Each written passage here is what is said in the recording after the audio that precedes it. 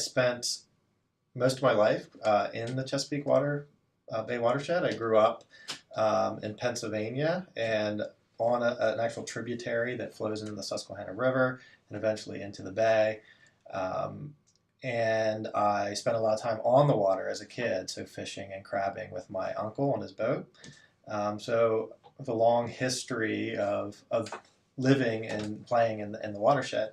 Um, I moved away, went to college, of course, and eventually came back and really like the fact that I'm now working on things that impact the Bay directly. A lot of my research was more on the theoretical side, and so now having an applied focus on something that was really important to me as a child has been very rewarding.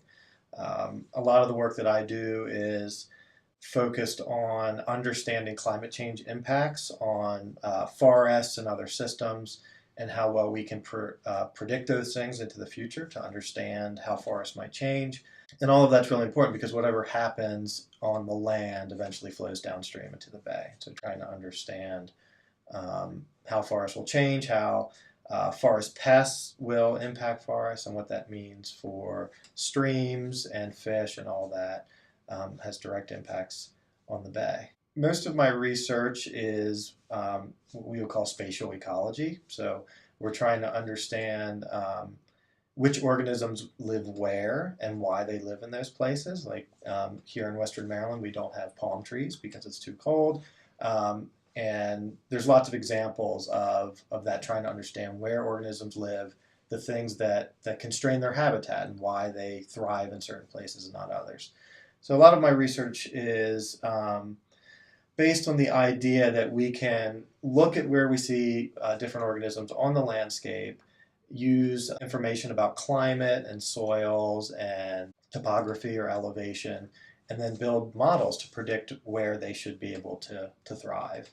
And we can take output from global climate models that make projections about future climate in year 2080 or 2100 or even 2030 and say, given where these organisms live today, given the way we expect climate to change, where do we expect them to live in the future? And when we see, if we look into the past using like fossil pollen, we see very large changes in vegetation in response to warming since the last ice age. And when we see these big changes in vegetation, there's all of these secondary effects that happen in terms of ecosystem processes that will eventually affect the way ecosystems function, and that could affect base health and other things like that.